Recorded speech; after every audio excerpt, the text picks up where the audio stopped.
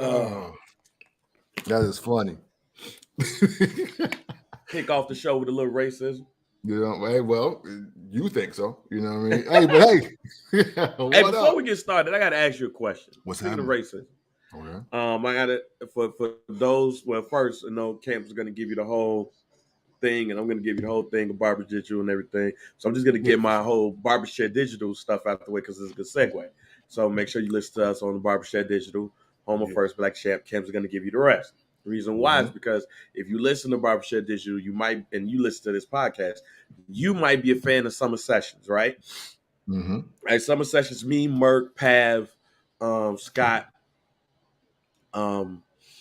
Damien. I'm the sixth man, but Damien don't be around, so I'm getting my Lou Will on and all that. So my man Merk, great dude, Chicago. If you don't know Merk, you a lame. But like, cause Merk is like Merk looked like Quincy Jones too. So that's the other part. He looked like young Quincy Jones and shit too. So that's hilarious. But anyway, digress. Merk put on Facebook that something about some Mexican mics. And apparently one of his Mexican homies felt that Mexican mics, the term is racist. See, I'm glad. That majority of the users this term, only identify Mexican mics by not racism, but by them the Jordans y'all buy. Yeah. They Jordans, but they the off-brand ones. Yeah. Is that racist? Again, I'm kind of where you from. So I say no. because also the big thing was Nike Cortez specifically and lugs. So it's like, oh, yo, the essays come by these. I'm at North Riverside Mall. It ain't nothing like the mall, even though it's black folks in the mall, that mall is like 52% Hispanic, Latin, whatever. And they come in and get the Nike Cortez and the lugs. When they buy Jordans, which Jordans they buy? Man, they it was either, well, when I was working at Chance, they was hard on them Jeters, even though I was like, yo, these ain't really, like you can't really just wear these casually, like because it was a pair of the Jeters was like cleats. I was like, but they was like, no, it's their Jeter, that's my man. So I'm like, I get it. You know what I'm saying? What up, Keith Jackson? But yeah, man. So I don't, but the Team Jordans, which ones? The one Mellows, the specifically the Denver Mellow joint, Team Jordan joints. Yep. And I said, after version 1 of Mellow, everything else is Mexican mics. Yeah, for sure. I don't know which ones they look like, but I could have swore the first time I ever seen somebody with the Eddie Jones on, it was a Mexican dude. Because Eddie Jones was on Team Jordan. and I don't feel that's racist. I just feel like I forgot Eddie Jones had a shoe. See, exactly. So when you say that the Team Jordans is the Mexican mics, it's like, yeah, no, for real, they rock with those because Keith from LA. So this is perfect. Thank you. How many LA niggas you knew with the Eddie Jones? Yeah, please let us know. Because he was on the Lakers and then he moved to get to Charlotte. So, but he was still Team Jordan. But yeah, but no, specifically the Jordan Air Force Ones too. Yeah, yep. Yeah, the AJFs should even not had those. Look, hey, he's at 0. Ain't nobody had the Eddie Jones. So shout out to homie at Riverside Mall, who I was like, ain't them the Eddie Joneses? And I was like, I didn't even know they really had one for homie, but whatever.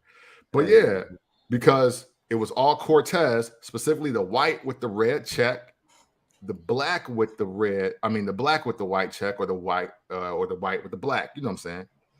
And then of course, all the construction homies that happen to be of Latin descent or Hispanic, they wore the lugs. The ones that was like you know how we got the 6-inch Timbers, like the 4-inch lugs? Yeah. I saw the gang of them. So yeah, I don't. But you know what? Hey, look, it's 2022. We don't want to be disrespectful. If calling Fuck the all that. Mexican mics is racist, then I personally will watch that.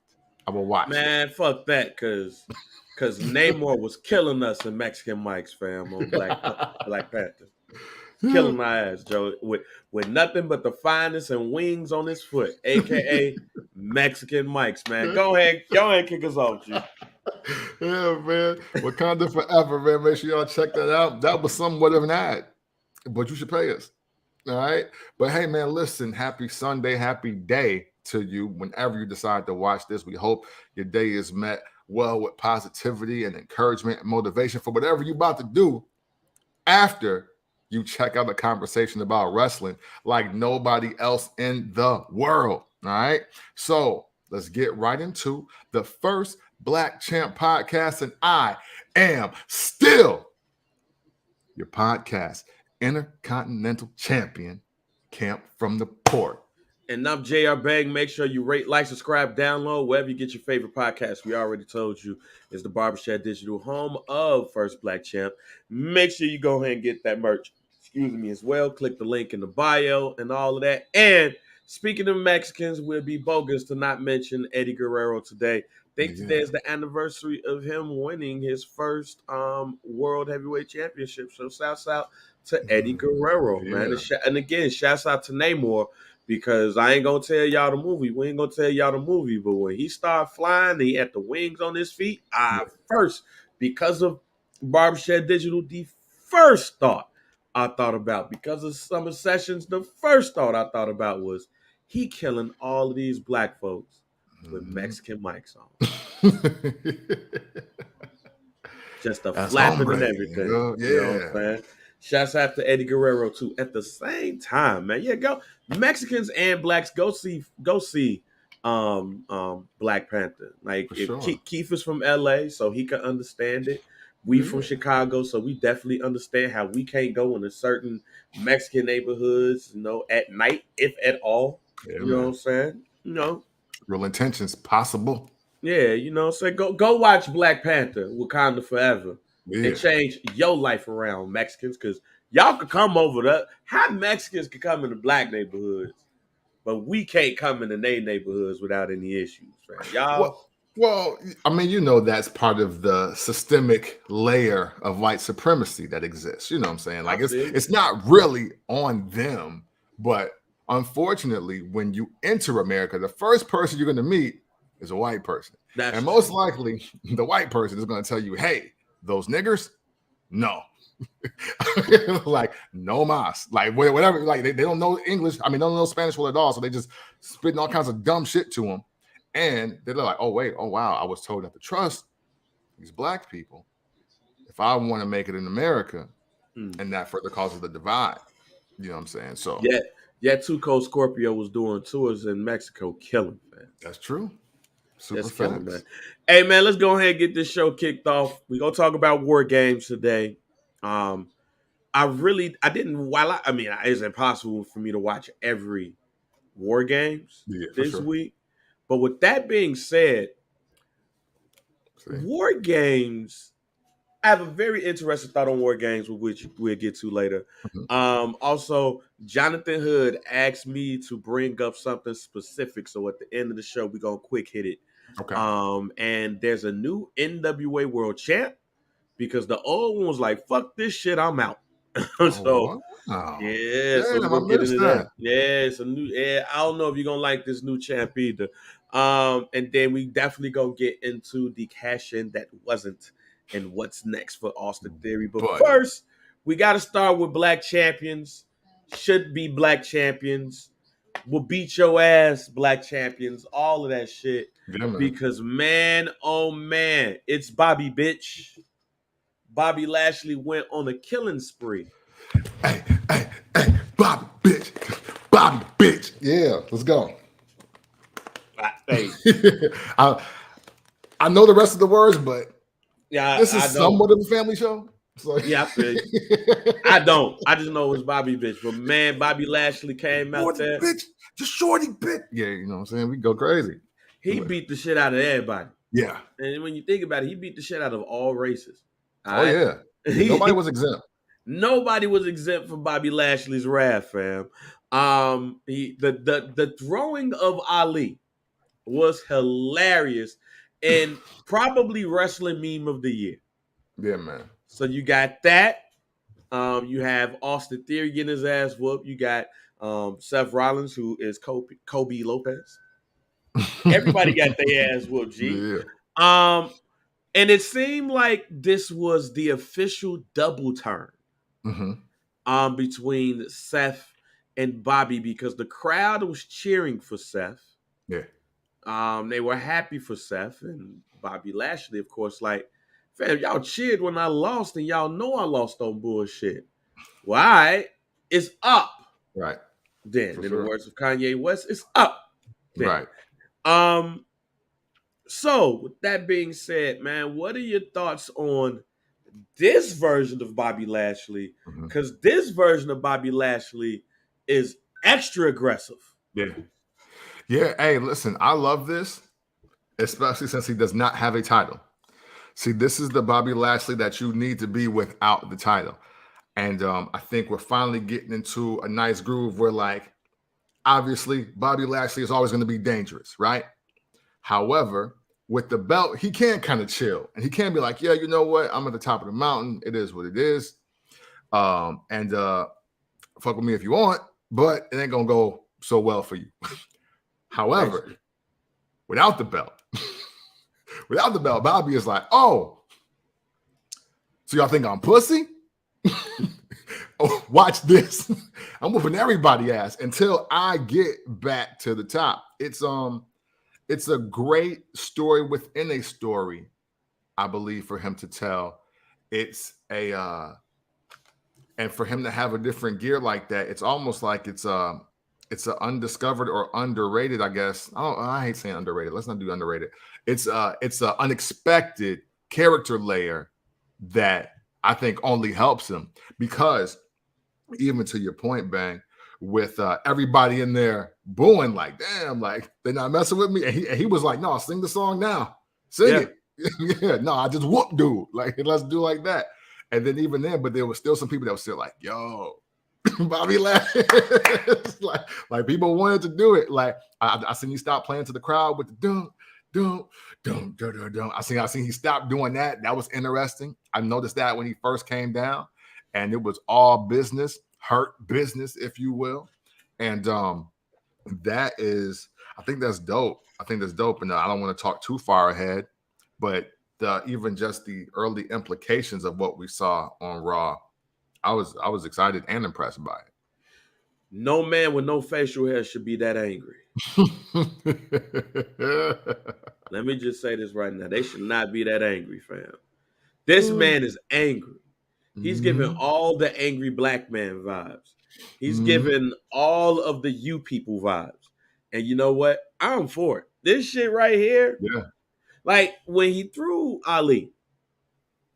Like when Ali tried to fight him and he threw Ali ass across the joint. Yeah. I said, yeah, this is different for Bobby Lashley than we used to, fam. Yeah. This Bobby Lashley ain't gonna be smiling for y'all, fam. This Bobby Lashley is upset with all of you for laughing at him in his pain, and everybody felt it. Like this was a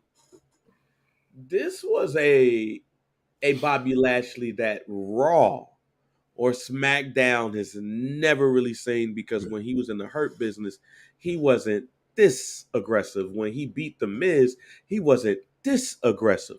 This is TNA Bobby Lashley. This is TNA Bobby Lashley when he just was like, fuck it, I'm beating everybody ass. Like this is Bobby Lashley when Drew Galloway, not McIntyre, but when Drew Galloway came to the gym and he beat the shit out of Drew Galloway, fam. This is Bobby Lashley. So I am interested to see where they're gonna go with this, because I don't see Seth Rollins losing the belt anytime soon. Yeah. But then you add Ali into the mix. You add Austin Theory to the mix. Yeah.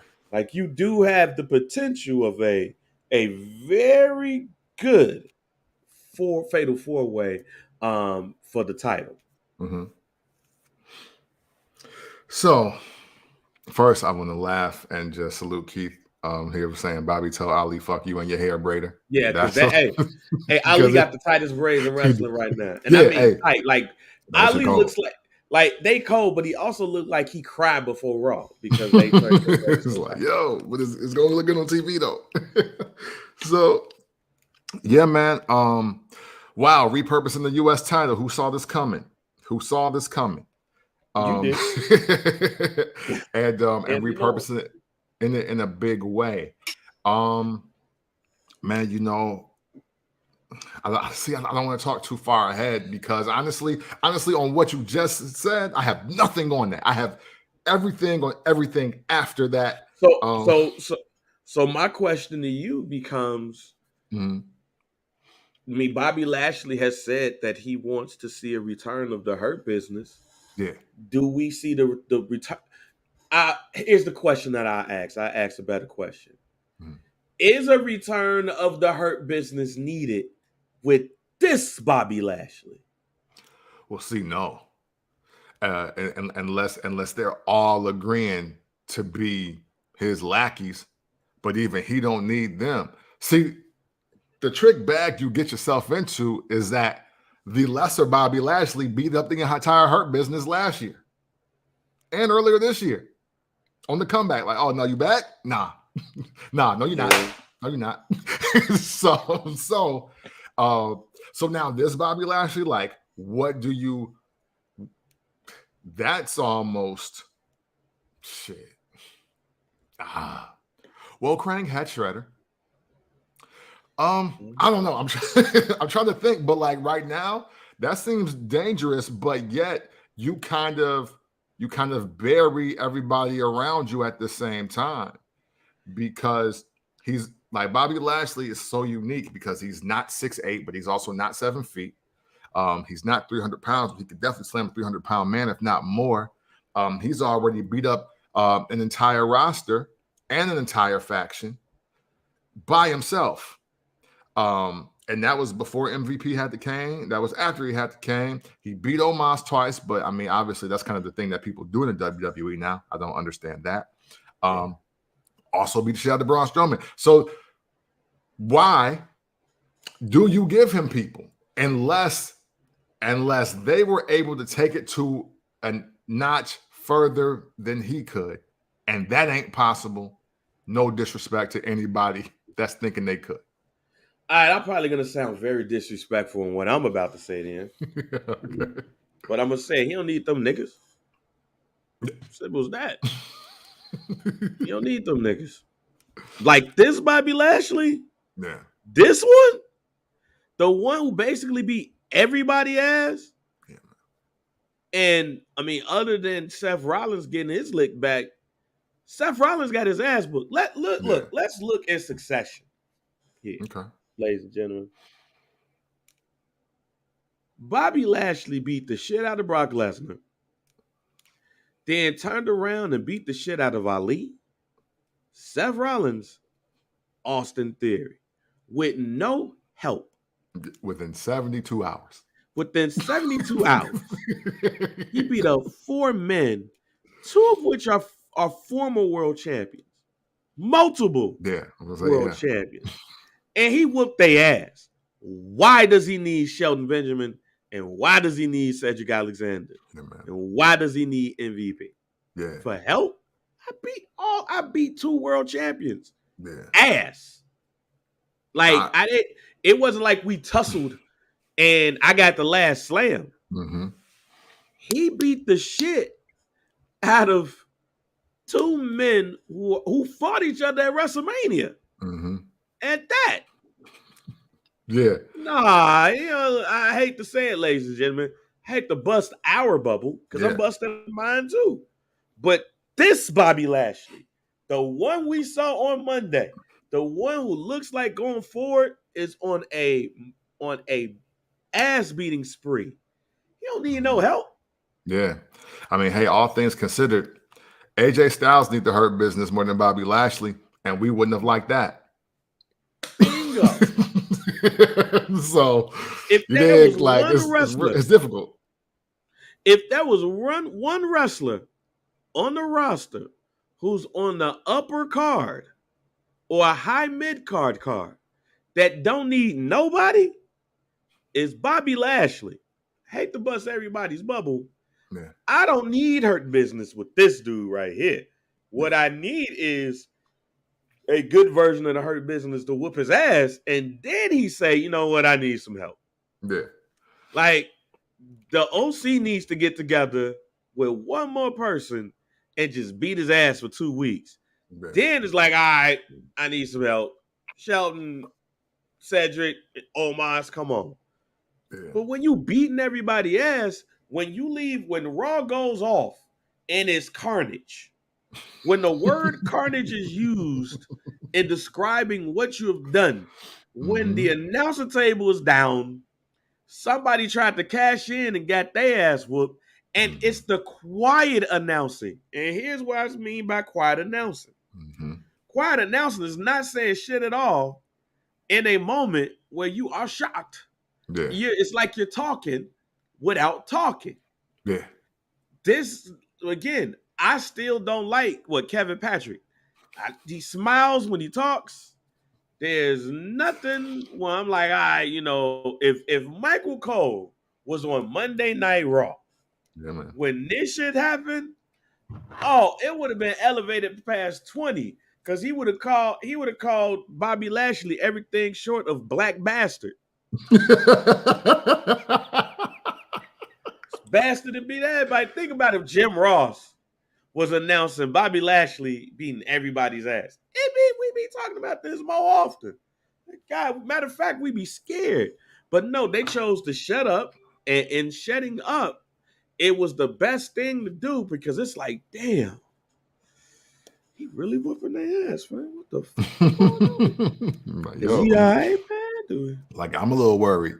Right, do we need some help, fam? Like, yo, Adam Pearce out here without a mic. I'm worried. Yeah, like, damn, man. He just whooped the shit out of Seth Rollins' ass. Oh, did you see what he did? Look, he beat Theory ass so bad. We can move on to the next segment because it's all about him. He whooped Austin Theory ass so bad that the first thing we thought was, damn, Triple H buried this nigga.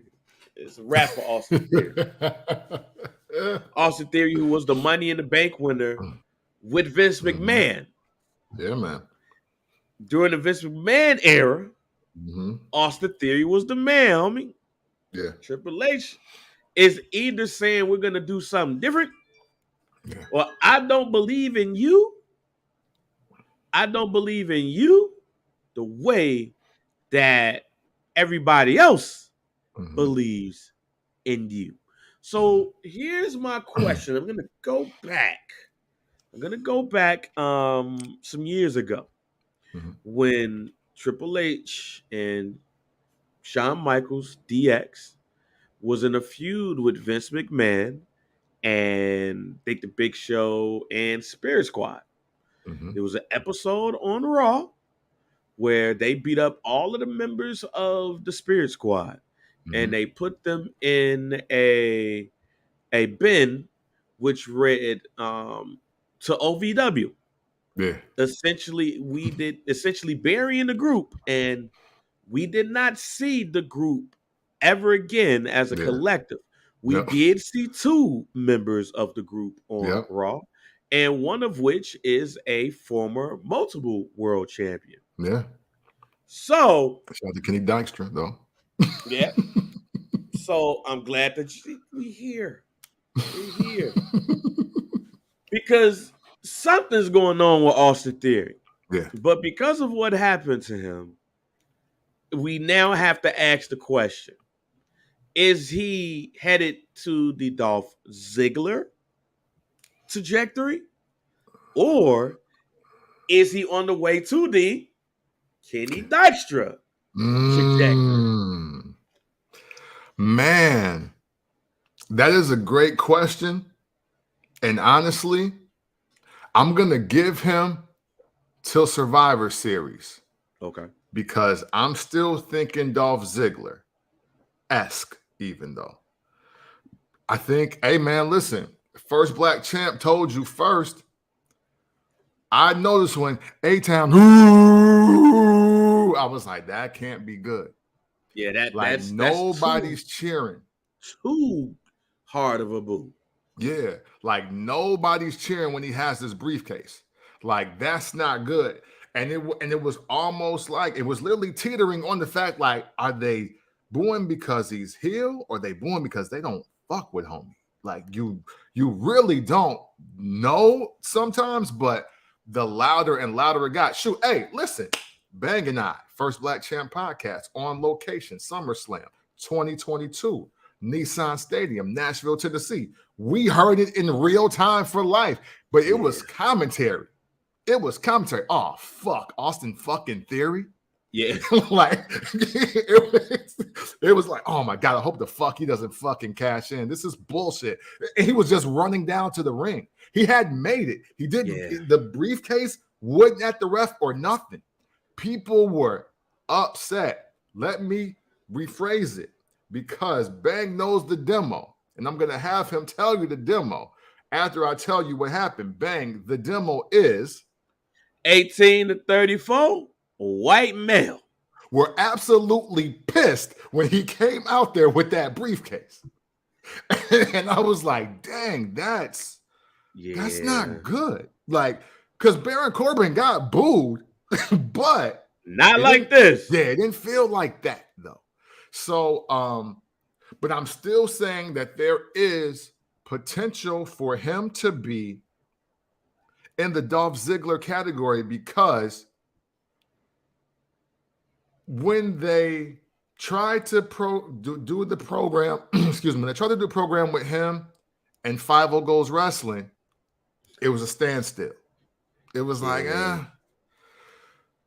he's not getting them over and vice versa. So what do we do here? We obviously know that we can't put him up against Seth, so to speak, or no, we can't put him up against Roman because people are not having that. Brock not having that. 5-0 Goes Wrestling, maybe in 3 years. Seth Rollins, well, damn, he just made Seth Rollins a super heel, and that's not the mission that we planned here. Yeah. And then it makes it no better. Bobby Lashley starts beating his ass, and the crowd turns for him again. Yo, so Bobby Lashley was a face for 3 minutes last week. Hey, yo, I've never seen a black man beat a white dude ass like that and get cheered. Right, yeah. So it's very interesting. I think that the thing is, though, I do believe, and this is just speculation because based of what I've personally saw about Kenny Dijkstra, apparently there were just people that just didn't fuck with him, period, because of where he knew he was going, and he changed his attitude. And then it was reported that he took the route of, well, fuck all y'all in the future, and like anything that's not me getting over is me being railroaded, so fuck y'all. But and then I think he got injured on top of that, and that made it worse. So I don't think Austin Theory is going to do that. However, I don't know. Maybe these arenas and these stadiums know something, Bang, that we don't know. Yeah, man, I'm conflicted, but I'm gonna go today. I'm gonna lean towards what you just said. Here's why. Somebody tell me the history since the Attitude Era of Vince McMahon, young Vince McMahon proteges, and how they worked out in the beginning. Yeah, like since I would say the Ruthless Aggression era. I'll go that far. Since the Ruthless Aggression era, if you were like one of the young wrestlers that Vince McMahon picked out, didn't work for you in the beginning. It's almost like the kiss of death. It didn't work for Drew McIntyre for a bit. It didn't work for Elijah Burke for a bit. It's definitely not working for Austin Theory. I think, low key, I think Austin Theory should take the belt off of Braun Breaker. I'm somebody who even right before he was signed said that Austin Theory is a future star in this business. The issue, though, to me becomes when Vince McMahon picks you out because now it is unfair expectations placed on you. Mm-hmm. Like go back and watch an old Drew McIntyre match Yeah. when he was the chosen one. Mm-hmm. Other than the theme, you was like, oh, get the fuck up out of here. Right. Yeah. Now you can't wait to see his big burly ass on TV. Yeah. Whoop somebody's ass. Yeah. He looks like Vince McMahon's 2002 talk. Right. And Elijah Burke, it didn't work. Yeah. And man, how many times do we get that? Right. Well, Bobby Lashley, but Bobby left. Right. Bobby left. Yeah. And Bobby was on Donald Trump's side. Yeah. Wow. Look at that. Look at You that, know? ladies and gentlemen. Look how different the world was. Like, right. How different the world was, man. Mhm. Like, if you were picked to be Vince McMahon's apprentice, so to speak, it worked out for you, man. Even Ken Kennedy. You know, remember the original storyline was for Ken Kennedy to be Vince McMahon's son. Damn. Wow. You're right. But shit changed, Yeah. and it was Hornswoggle. So again, if you are brought under the learning tree on camera, if you Mhm. brought into the learning tree of Vince McMahon, shit didn't work out well for you. Yeah. It is what it is. Facts. So he needs a reset. Mhm. And I think now that you have an NXT, your reset is there. Like I expect him to be on NXT in a couple of weeks or so. Mm. Matter of fact, after Braun Breaker defeats Von Wagner, I can expect Austin Theory to attack him after the match, Mhm. signaling those two in the championship match, and Austin Theory winning the belt. Mm. There we go, ladies and gentlemen. I won't guarantee it, Right. but I won't put him under the he just got buried by Triple H death knell. Because when you look back at the Spirit Squad, and mind you, I've said it on this pod, check the archives, I was a fan of the Spirit Squad. Yeah, I do remember that too. Like, I was a fan of the Spirit Squad. And when they got shit back down, I was like, man, this is bullshit. But out of that, we got Kenny Dykstra, who was there for a hot minute, had a nice little feud with Ric Flair and things of that nature. Mhm. And I think John Cena and Mickey James might have had a little bit to do with the Kenny Dykstra shit too. Yeah. Right. Just saying. Rumor and innuendo. Rumor and innuendo.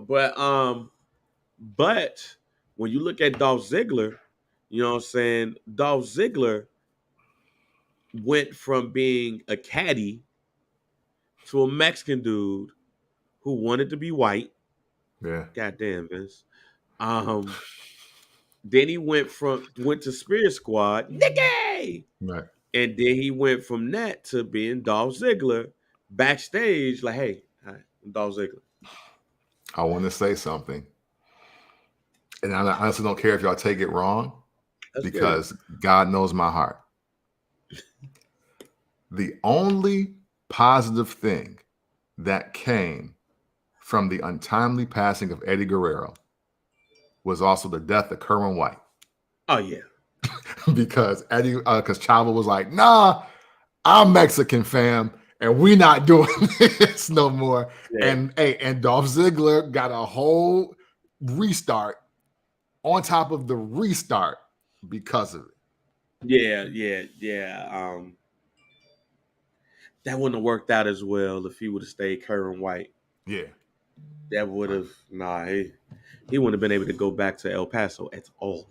Yeah. All right. It wouldn't have worked out, man.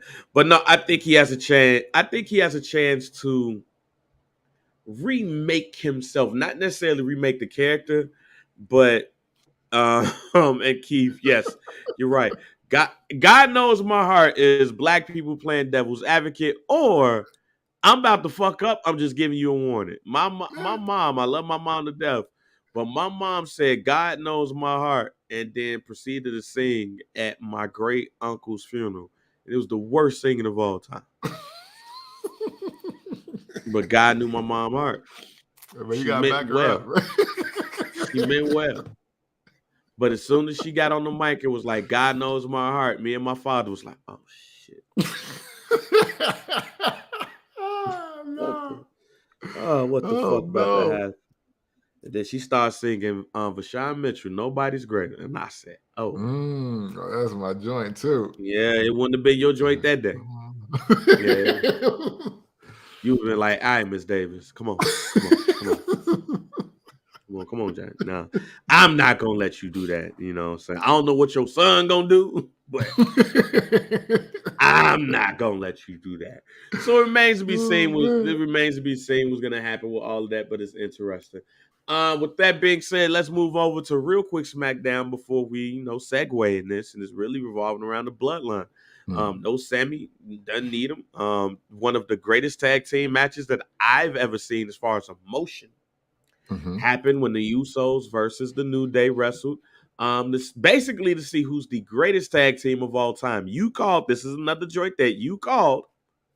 You know what I'm saying? This is and mind you, this is not something that he just called last week, ladies and gentlemen. Weeks ago, he was like, wait a minute, they coming up on that date. Yeah. They gonna wrestle, and we're gonna see how Triple H views one of the teams, basically. Yeah. And the Usos went ahead and they took care of business. Yeah. And they are still the unified undisputed WWE Tag Team Champs, defeating the New Day. What was your thoughts on that match? And what were your thoughts on the future of the New Day? So first, every time something major happens in Indianapolis, I'm like, damn, I missed it. Because, and shout to Seth Rollins, who was like, yo, November 2000, 10 years ago, November, I debuted in WWE. Shit, I was there. Roman Reigns being in Indianapolis 10 years later from when the Shield debuted at Survivor Series. I was there. It was super dope. I was mad he didn't say anything about that moment because literally, even though the name of the arena has changed, that's where it happened. It was Baker's Life then, but that's the arena where the Shield debuted, beat up Ryback, and kind of helped CM Punk, but didn't at Survivor Series. Yep. 2012. I'm sorry, not 2002. The match, I liked it. I really liked it. I knew they weren't going to mail it in. I was wondering if it was going to be first or last, though. I did wonder that. But I have no problem with it being first. And although I did like the match itself, I see what they were trying to do at the ending, and I think it still went good overall. But the finish was a 6, and they wanted that 9, 10, even 11 moment. But I still fuck with the finish. However, Bang, I'm gonna say this, even with everything I said last week and the weeks prior to, the Usos beat New Day. They didn't beat the New Day. And I'm sorry, no Big E intro, no matching outfits, no trombone, no New Day. I'm sorry.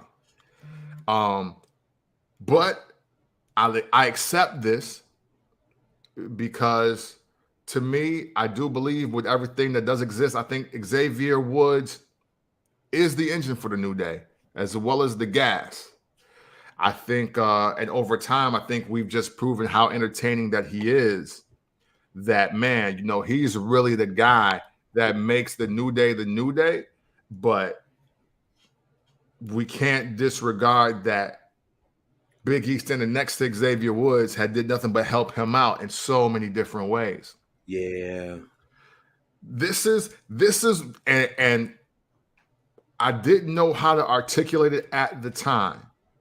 But see, this is why I didn't want New Day to break up, whether Big E won the title or not. This is why. And let's be real, the New Day hasn't really been the New Day since Kofi Mania. And that's just the trade. Look, hey, but we got we got 3 black champs out of that. So, hey, do we really lose? But at the same time, though, if we don't get Indianapolis, if we don't get that before a New Day versus Uso match, is it really a Usos versus New Day match? thank you. You dig? I'll go further, Camp.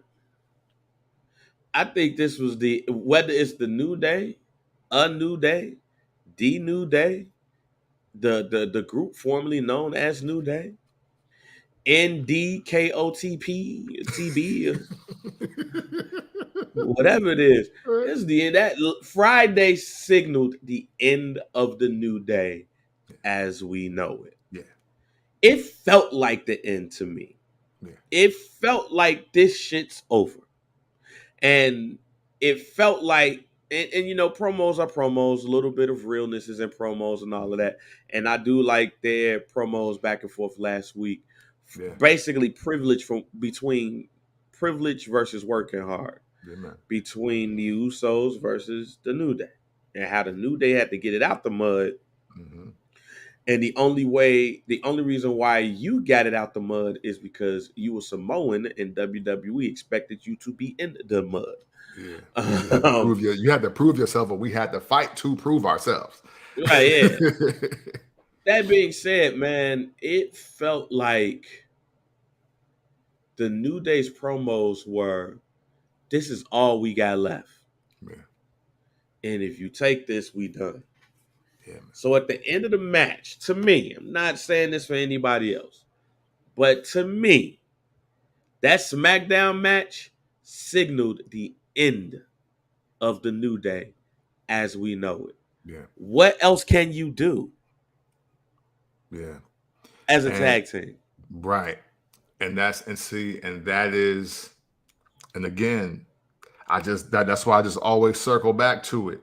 It's like, appreciation for Kofi Mania. But when he lost the belt, I think they should have got one more realistic run in it as a tag team. But of course, look, people, we wanted Big E. So I don't want to sound like I'm taking back everything that we saw and that we watched happen and that we cheered for. Because I was for that. But hell, I'm also the guy that came on this show and was like, we're still getting New Day Big E, he's just by himself. Why not just have them go with him over to Raw and win the fucking belt? Like, because that's the sweet spot for him. And I think that we perhaps overrated the guy that Big E was going to be solo because of what he did as a member of the New Day, particularly standing next to Xavier Woods. Not for nothing, and all respect due to Kofi, but the best combination of the New Day wrestling is X and Big E. It always has been. It's because Xavier's deceptively strong and he's fast, and so is fucking Big E. And they do all the same moves that either one of them and Kofi do. It just looks like it's higher impact. But Kofi is Kofi. You never shit on Kofi. Kofi's forever a legend. Kofi's the one. You know what I'm saying? Like, let's not. So don't get me fucked up when I say it. Kofi's the one. Without Kofi, I don't think we see a lot of black wrestling as we see it today. Yeah. Kofi and MVP. All right. I don't know when they should get into the Hall of Fame at the same year, at the same time, and this should be the blackest Hall of Fame ever, and we should bookend it with them too. Yeah. So I'm gonna start. I want to say that off rip. But shit, it's unfortunate, but if you've been following those guys, obviously Xavier Woods has been battling injury left and right, low key the last 2 or 3 years. Shit, Kofi Kingston my age, so he's been ready to hang it up as his kids get older. And Big E, I mean, we already know why he's not around, so. It's really one of those things where it's like, man, the New Day coming to an end. Unfortunate, but you can't change the doc. You can't change the content. New Day is the #1 greatest tag team in full force as they are. All right, they produced 2 world champions. They broke Demolition's record, which was the record that's been down since the 80s. Yeah. So the new day is still them, but there is no better team to beat the New Day to get the reign than the Usos, because again, the Usos should be, for all things considered, should be the greatest tag team of the next era. We give the New Day the 2010s, they can get the 2020s. I have no problem with that, especially since Jimmy has remained healthy and out of trouble. Same for Jay. And you can't really break up twin brothers like that. They're just too great of a tag team. So that's all. That's all of my thoughts at the moment on all of this. Yeah, man. Yeah, it just, I stand on it. It felt like it was the end. It definitely, like, to go back to our day, it definitely felt like we wasn't gonna be seeing them in 6 months. Yeah. It definitely felt like, oh man, we ain't gonna be seeing the Killer Bees that much after this. Yeah. Yeah. Like, damn, what happened to Power and Glory? Like, that's what it felt like. Yeah, man. And I mean, I hope that's not the case. But I mean, I don't want to see, even though they re-debuted and got that in quick hits, I don't want to see New Day versus the Viking Raiders again. Yeah, nah. I don't want to see New Day versus any of these tag teams. Yeah. I mean, hey, I'll do you one better, man. I don't want to see the New Day as a duo. If it's not a trio, I don't want to see it. And you know what? I didn't realize how much I didn't want to see that until it happened, and individual success and injury started happening. I was like, oh shit, I don't. Yeah. Oh, then we have that right there. Yeah. All right, man. First Black Champ. Make sure you rate, like, subscribe, download wherever you get your favorite podcast. Barbershop Digital. So War Games, aka hey man, Triple H really wants to be WCW, is coming to the Survivor Series, the long-awaited main roster debut. I don't think that was ever a more anticipated main roster addition than War Games is. Bigger than any wrestler. War Games. War Games, War Games, War Games. No. Ever since in March 2021, March 2001, yeah. WCW was purchased by WWE. We was like, yo, we getting War Games.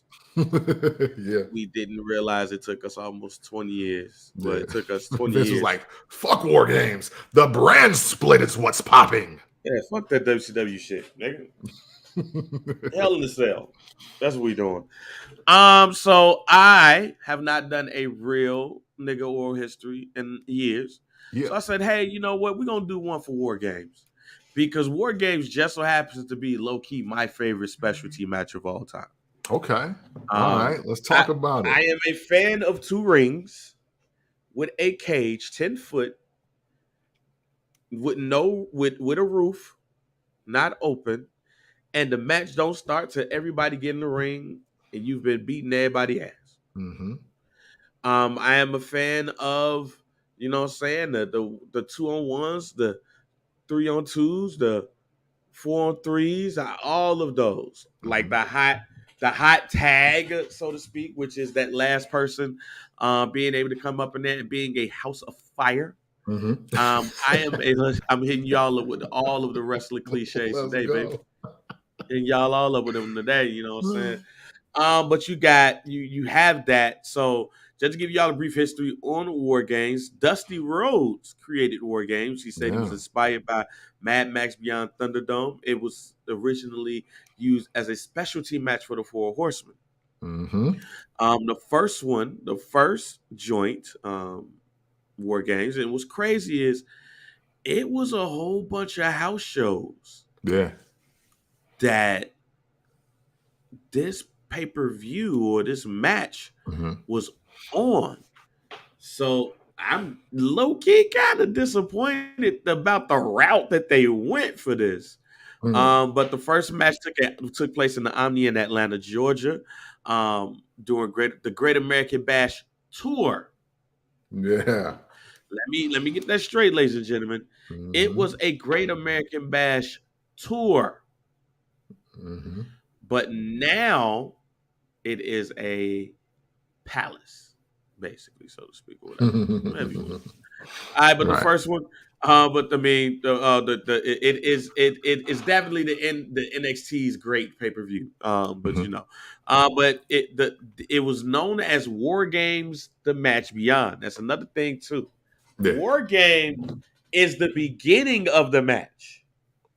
Right. When everybody gets in and the gate is locked, that's the match beyond in WCW's lore. So basically, again, this match will happen a couple of times in house shows. But then in 1989, excuse me, 1989 is where we get the first televised War Games match. And if you actually go into Wikipedia, this is funny because I don't know, like when you look at certain matches, you be like, damn, hope they don't get hurt like that. The War Warriors, Nikita Koloff, Dusty Rhodes, and Paul Ellering versus the Four Horsemen was the first 1, 2, and just mixing like Nikita Koloff and Ronnie Garvin and stuff like that. Rugged Ronnie. Right. Basically, the 3 first War Games matches was held with those wrestlers. And then you have multiple house shows. But again, the Great American Bash 1989 is where we finally get a televised version of what we are anticipating and we have been anticipating, we have been looking for, which is War Games. So I'm going to pass it on over to you real quick. What are your first memories of War Games? I want to say that War Games match, I was like, man, this is kind of like Survivor Series, because obviously I was heavy watching WWF at the time first. But what I will say is that some of my memories, the first memories, we'll go fleet by fleet, right? The first thing is I want to say is that War Games matches are the reasons why I specifically like Barry Windham. Like Barry Windham's performances in War Games matches is why I have him in such high regard. So, excuse me. So for me personally, War Games is a specialty match where I started understanding the type of wrestlers that I truly like. Because I think my man Beautiful Bobby is like 2 or 3 of them. I think. Matter of fact, the first televised Great American first televised War Games event was at Great American Bash.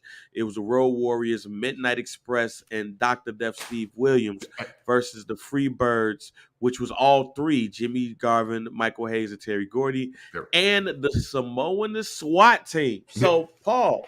No, go ahead. No, go ahead. No, I was like, I was gonna say, see, Beautiful Bobby. He got fucking busy. Him and Michael Hayes, like, yo, I fuck with them because of that, the moments that they do in that match. What I was gonna say is this: Paul Heyman, and the Samoan SWAT team was involved in the first televised pay-per-view War Games. And it looks like the Bloodline will be going up against the Brawling Brutes in the first main roster War Games. I think the WWE needs to play that up. Hell yeah. It's only right. Because I was wondering, what are they going to do for War Games? Because to be real, I don't want to see the Bloodline in 3 different matches or 4 different matches. Like, I don't. Yeah. So that is I love that this is history in itself. And literally, when all of the Bloodline were children, toddlers, Paulie Dangerously was leading The matriarchs, I think that's because patriarchs. I Well, don't know patriarchs. I the don't fuck. Alpha Seeker is at the head of the table, Yes. but um, Fatu, which is Rikishi, Samu, and the Tonga Kid was being held down by Paul E. Dangerously. Yeah. So to have it come full circle like this in this manner, I love it. Yeah, you had no choice but to play it up. War games with the bloodline. Yeah. They were like, yo, we started the shit for real. Like we really started this. Like, even though they didn't, but as a premium live event. There we go. Bingo. Which leads to the second televised War Games, which Wrestle War was built around War Games. That was the name of the pay-per-view. I've said this on this show. That was the first pay-per-view that my parents allowed me to, call in and pay $20 for War Games. Great pay-per-view. But probably the most memorable, or at least number two, I'll say number two, the number two most memorable War Games of all time happened when the Four Horsemen, instead of Arn Anderson, they had Larry Sabisco because Arn Anderson was injured. Going up against Sting, Flying Brian, the Steiner Brothers, in Wrestle War. This match is notable because the power bomb that Brian Pillman took that injured him, which led by Sid Vicious, which led to Elegante coming in and breaking the gate lock and coming in and surrendering for Brian Pillman. This also led to a Clash of the Champions with Brian Pillman and Elegante went up against, I want to say Paul Rome? No, Sid Vicious and Barry Windham.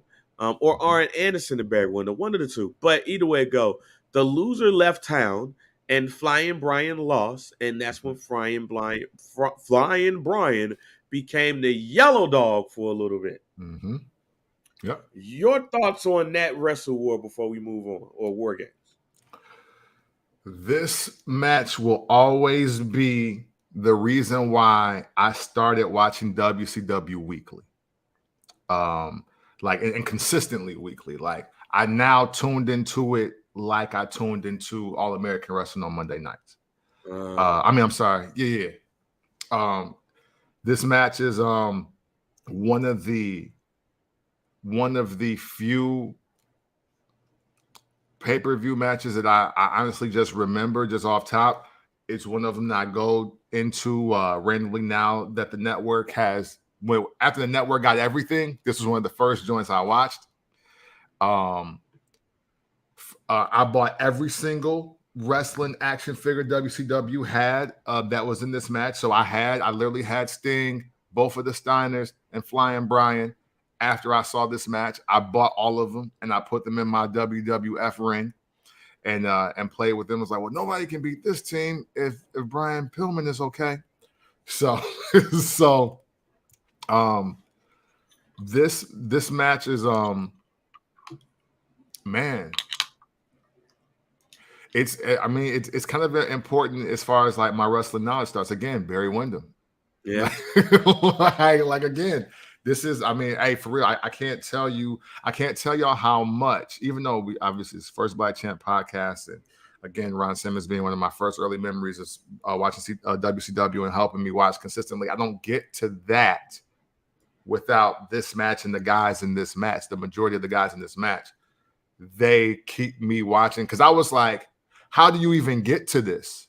Because in the WWF, you have steel cage matches and it's the blue cage. Yeah. Or you got Survivor Series matches and it's 5 or 4 guys on each side.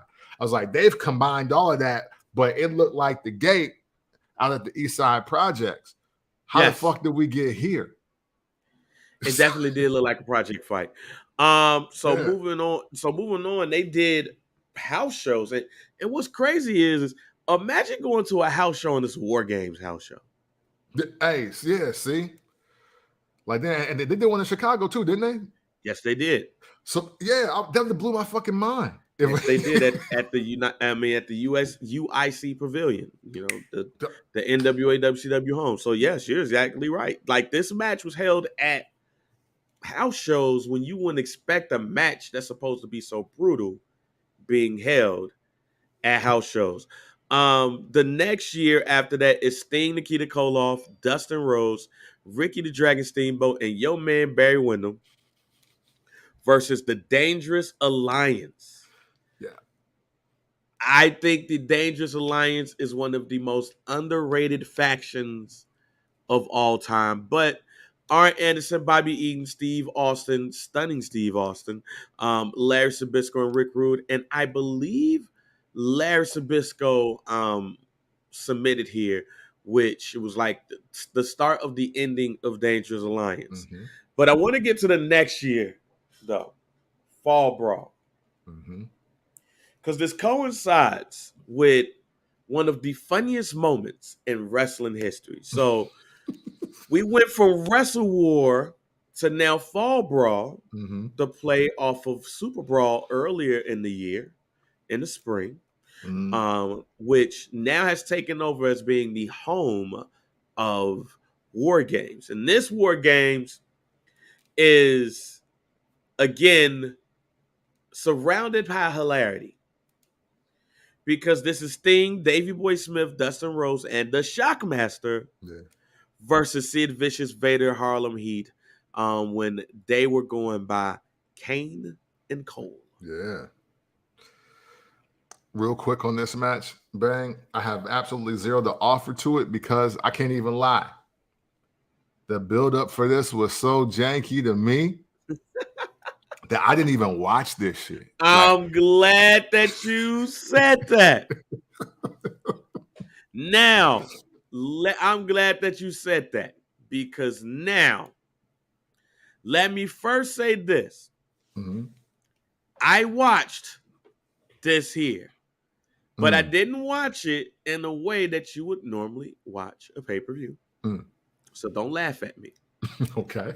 So I don't want nobody laughing at me because I believe that I ain't the only person who's done this. Mm-hmm. This is the pay-per-view that for the first time, while I didn't watch it live, well, technically watch it, I allowed the channel to stay on the squiggly lines and I listened to the pay-per-view. Okay. And I am the only... No, that's fair. That's fair. I tried that with a Royal Rumble, I believe. I don't think I'm the only person in the world that did that, and I'm thankful that you just said what you said. Yeah. I was so thirsty to watch this, but my parents wasn't going to let me order it, that the squiggly porn lines that you hope to see a titty, that's how I watched Fall Brawl for that. I never forget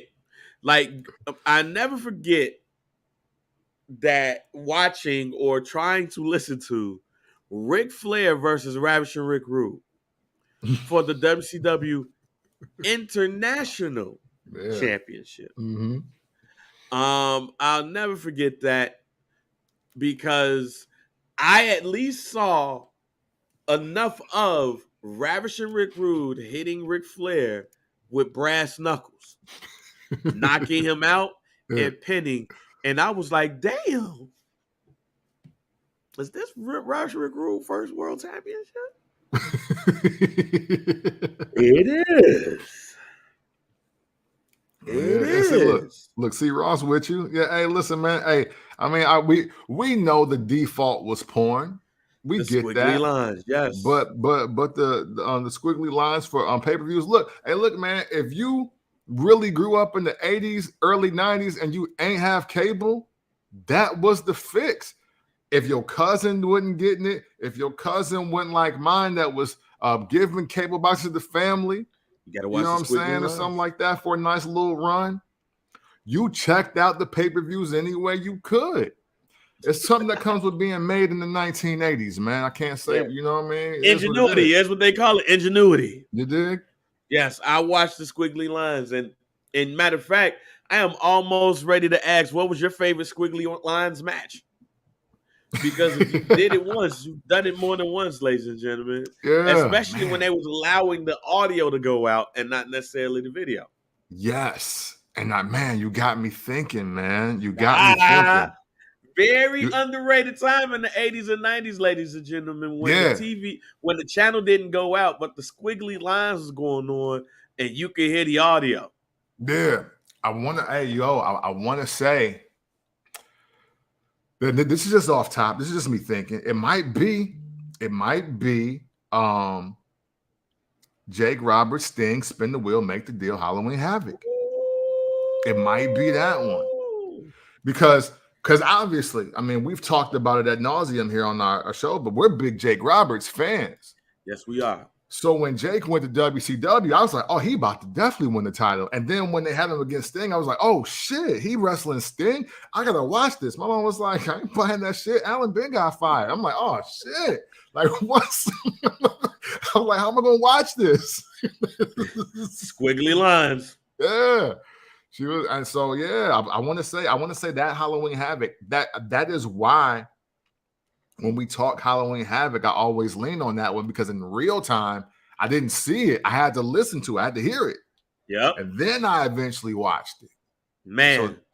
So that might, hey, so see, that's what you get at First Black Channel, man. That's the underrated moment in Black history. Watching pay-per-views with the squiggly lines, fam. Facts. Kemp just told you that one, and this is how I watched that joint right there. Now, what made this also more memorable is what Kemp said is the lead up to this match.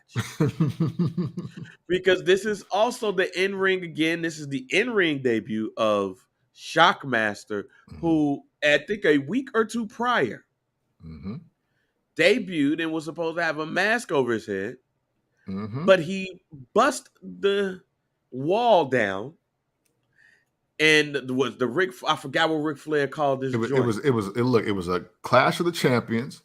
It was a Flair for the Gold segment. Flair for the Gold, yes. And because hey, I'll never forget, I got it on VHS.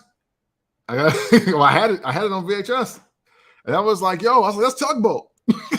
right off the bat, was like, yo, that's Tugboat. What's Tugboat doing here? Yeah, man. That's literally what you said. Like, what Tugboat doing here? So I was like, oh, he the Shockmaster? Like, Tugboat fan? And then when I seen the mask, I was like, yeah, that wouldn't. I was like, that was just his hat, though, right?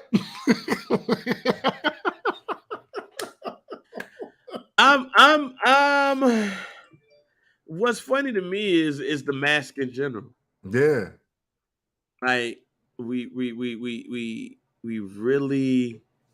really doing that? Right. That monk had that shit on like Hubba Bubba off of Fat Albert. It was no eyes in it though. Like, nah, y'all wild on this one, fam. Y'all wild. But with that being said, ladies and gentlemen, that right there was a moment in history, a great moment in history. And as Ross said, he watched the Undertaker debut match at Survivor Series with the squiggly lines, man. Hey, right. But then here's another hilarious moment. It was hilarious to me because I watched this one live. Okay. Because the cable company forgot to turn this one off. Let me just say this, the cable company forgot to turn this one off, man. But it was Dustin Rhodes, the Nasty Boys versus Terry Funk, Arn Anderson, Bunkhouse Bunk, and Robert Parker. This is when Robert Parker had his whole faction and everything. Bunkhouse Bunk, I'm not going to lie to you, man. Bunkhouse Bunk used to scare me. Really? Okay. Yeah, and it scared me for slavery reasons. Okay, that's fair. Like the whole Colonel Robert Parker Bunkhouse Bunk thing screamed slavery to me. And it did not help. It did not help with that he was managing like Harlem Heat for a little bit and all that shit. But yeah, that group, man, it felt nasty. hey, and they obviously had the wrong Anderson with him, right? You know? Yeah, they did. They had the wrong Anderson. They had the wrong Anderson and Arn, fam. But what's memorable is this is the debut of Ming. I don't know if you remember this. Wow. Yeah, no. I don't know if you remember this. Wow. But Dusty Rhodes and Dustin Rhodes went to the Nasty Boys, and they Mm-hmm. got nasty sized. There we go. I know this sounds funny, ladies and gentlemen, but just watch the vignettes leading up to this match. Just watch it. It's Dusty Rhodes, and Dustin Rhodes knew they had to get nasty. They had to get aggressive to go up against, plantation owners. Basically. Basically, and R. Anderson. Yeah. And R. Anderson, because Terry Funk was with them shits too. I don't care nobody say. That's how I've always felt. I've always felt that way. But with that being said, at the end of the match, Ming came into the ring, and this is how cool, ladies and gentlemen. Mm-hmm. And he beat the shit out of Dusty Rhodes and Dusty Rhodes. He beat the shit out of him. It was after the match. And the stud stable was victorious. And I said to myself, hey, man, Ming about to come over and win the world championship. Boy, was I wrong. Yeah, a little bit. Oh, boy, was I wrong. Because, man, oh, man, we actually have a show about this, how Ming is probably the best mid-card or the toughest mid-card wrestler of all time. Yeah. Facts. Because King Haku, if you're not familiar. Yeah, because he would hurt you. Yeah. It doesn't feel, and I am gonna bring this back though, but doesn't it feel like Ming should have won a world championship or a singles belt? You know what? With the right manager, yeah. Obviously, but this is us looking back. And I was like, I could see, but you know what? Hey, look, I see why they put him with Heenan, but it was the land of the giants, so I kind of see why he didn't quite get over there. But man, Ming with a Paul Lee or just anybody else as the TV champ made perfect sense to me. Man, it made perfect sense to me, or even as a US champ. To be honest with you, like I could see that, but as you get into the aspect of what wrestling is supposed to do and how to sell a match, both in and out the ring, I can also see why Haku and Ming were just like, nah, you know what? Somebody gonna get their ass whooped. It's gonna be a good match, but he can't really excel at the other pieces to this. So now I understand it. But being like 10, you couldn't have told me he couldn't whoop everybody. Yeah. Hey man, it's in the mid 90s. There's nobody scarier than Ming, and you're like, damn, how did he win? How did Ming lose, man? Like, and the Faces of Fear too is an underrated scary tag team. But that moment, that War Games was marred by, of course, the trip. The trip and Shop. That's still hilarious too. Yeah. Anytime the WWF makes it a case to show that in like most embarrassing moments, that's another thing too. And also, and not for nothing, I mean, obviously the Shockmaster thing went left, right? But also for me, Bang, I don't know if people talk about this, but I hated Davey Boy's run in WCW. Oh yes, fam. Yeah. Don't let me get started on these movie theater ass promotional shits. The motorboat, the shit blowing up, beach blast. Davey Boy Smith in WCW was nasty. Yeah. That felt nasty. Everything about his run was garbage. Like, I was just like, no, like, come on, man. That's the British Bulldog. First of all, I'm not calling him by his full government name. That's what we're not doing. I'm not calling him fucking Davey Boy Smith every time he's coming out. And he should have been a world champ in WCW, fam. Yeah. I didn't like the 80s Cars synthesizer version of the music. I didn't like that. You know what I'm saying? Shout out to the Cars. I love them. Rest in peace to homie that died, I think, last year. But I wasn't fucking with that. Davey Boy Smith with the micro braids, fam. He definitely had micros. Hey, motherfucking Davey, he definitely had micros. Gee, Davey Boy Smith with the micro braids in WCW was supposed to have a WCW championship run, fam. But when they had him and Sting and doing those vignettes with him and Vader, I was like, y'all going to TNT for me. Yeah. You're too TNT Ted, for me, Ted, fam. what are you doing? What are you doing with the budget, Ted? I don't know what's going on here. It was like Thunder in Paradise before Thunder in Paradise. I was not feeling Davey Boy Smith in WCW, and you know what? I don't think he was too, but he was feeling that check. Absolutely, yeah. All that shit to get the power slam on Saturday night. I'm decent. I'm decent. All right, man. Hulk Hogan is now in WCW. Mm-hmm. The Hulkster. And the Hulkamaniacs, which is Hulk Hogan, Randy Savage, Lex Luger, and Sting, defeated the Dungeon of Doom, which is, in this case, Kamala, the Zodiac, the Shark, and Ming. Let's just go ahead and admit it, fam. The Dungeon of Doom was the worst shit in wrestling history. You know I'm always gonna go out of these. You know I'm gonna do that, but I'll give them bottom B. Man, I would take the oddity. I would take the oddities over the Dungeon of Doom, fam. Jimmy Hart and Prince Iaukea and Kevin Sullivan bringing all of these old ass wrestlers from Hulk Hogan's former life, fam. Yeah, giving them the weird ass names. How you name British the Barber Beefcake, the Zodiac, fam? Yeah. Hey, I mean, but what wasn't his name? The Booty Warrior after that? No, the Booty Man. Yeah, Booty Man. That was after that, though. He should have been the Booty Warrior. It was like he went from like no name to. Let me give you all the names of Ed Leslie, fam. He was the Booty Man. Of course, Brutus Beefcake. He was the Butcher. He was the Disciple. The Man with No Name. The Man with No Face. The Zodiac. Off the accident. Okay. I think this was with this may have been as the Zodiac. Mm-hmm. He was from the land of Yin and Yang. Yeah, see? Yikes.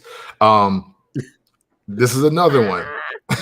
This is another War Games match bang I've never even tried to watch for literally all the reasons you said. Yeah. And also because I was like, so now, because this is 95, right? Yeah. Okay, so now I'm September. So I am 14 years old. And I remember watching these guys 7 years ago in a better version of themselves.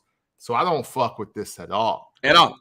I was like, dude, even Hulk Hogan looks weird here. I don't like anything.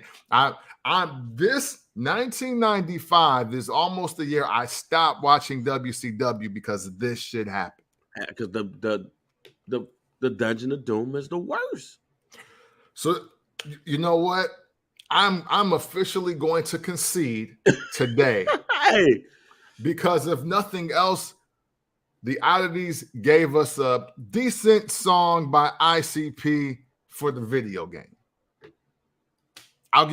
So yeah, you're right. The Dungeon of Doom, worst faction in wrestling history. Bro, let me name off these names, fam.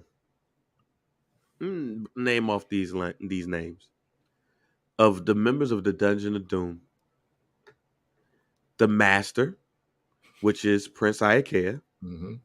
The Taskmaster, which is Kevin Sullivan, who wore the opposite of the red and yellow. The red and yellow. He wore yellow and red because he wanted to be the opposite of Hogan.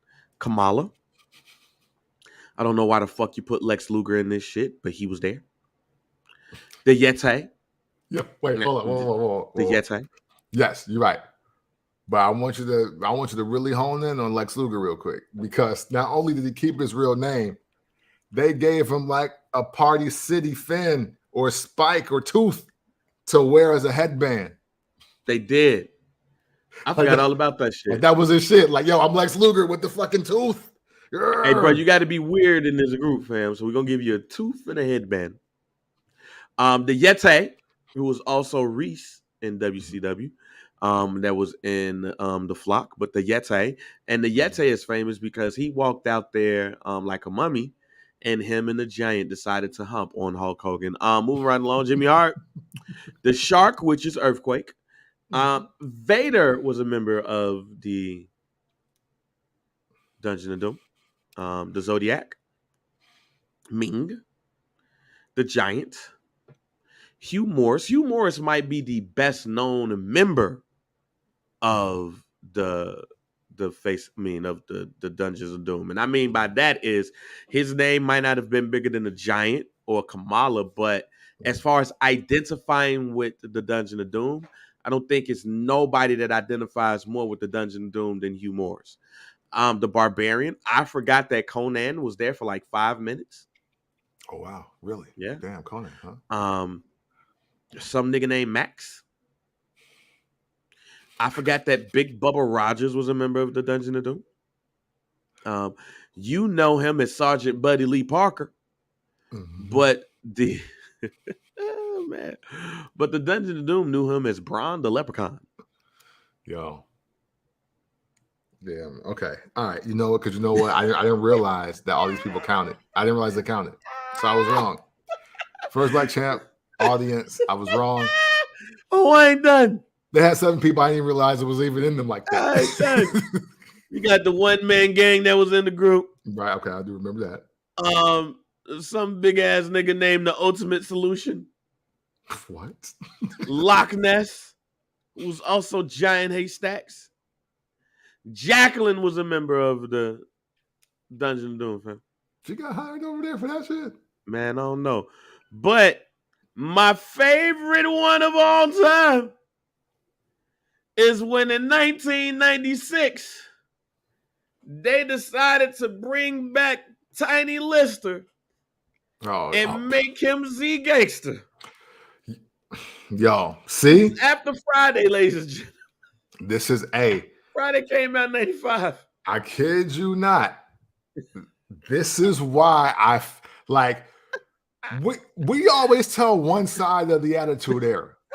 We always tell one side.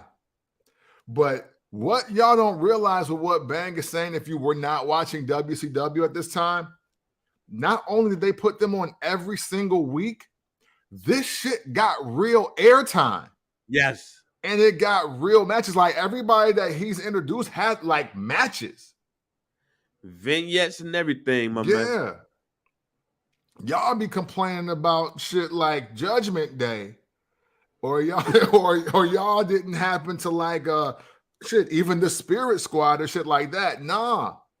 Really dig back into what 95, 96 WCW looked like before y'all get on the gobbledygooker, before y'all get on MVP, the other one, and the baseball guy, and Max Moon. Like, before you really get into that, look at the kind of shit that WCW was trying to get off, and it wasn't in squash matches, and it wasn't in jobber matches, but like, they was like, no, here's the mic too. Like, here, do something. Nah, This shit was garbage. Rubbish. Complete rubbish for my UK people, since Bang keeps saying I'm racist. Hey, but man, it was bad out here. Yeah. It was bad out here for a time.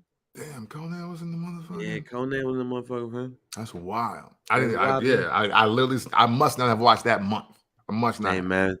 I almost stopped watching WCW, that whole thing, especially when they did the tiered cage match, where it's like the 4 horsemen in the Dungeon of Doom band together to end Hulkamania. Yeah. And it was Hulk Hogan and Macho Man had to go through that bitch alone.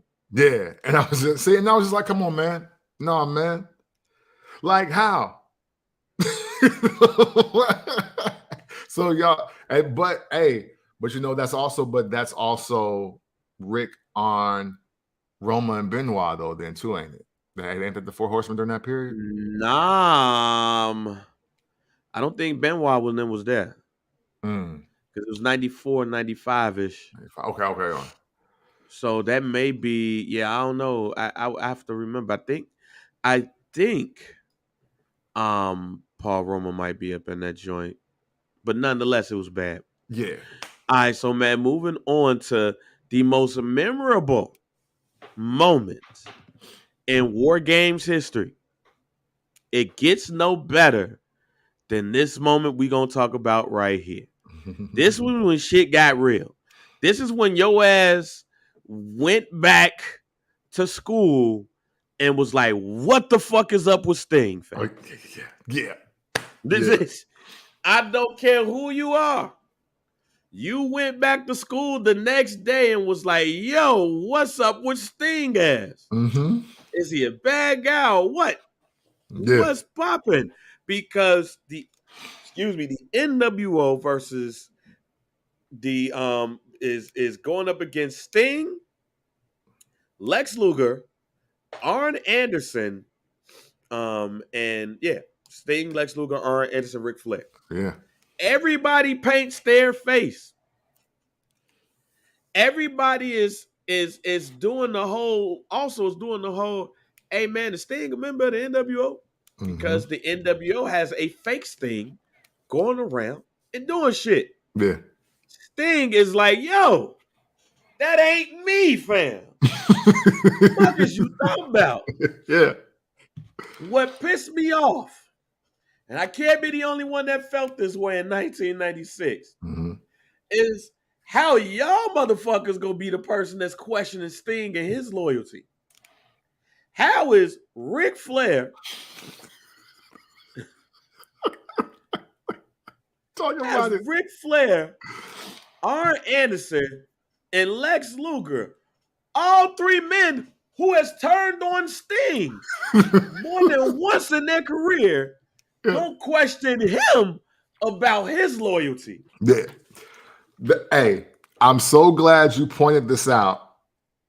And this is why, for me, even though this ain't the version of Sting I like the most, this is by far the best storyline that Sting was ever in, because it's so relatable to real life. It's like, yo, y'all been doing fucked up shit to me for a decade. Plus, now you don't fuck with me? It's like, what? Like, dog, I've never flipped on you. Why are you doing like, oh, I don't know though. I don't know. But like, no, but fam, remember in 89? Like, what? Don't y'all remember Halloween Havoc? Y'all jumped me and kicked me out the Horseman. Yeah. Y'all tore up my knee, fam.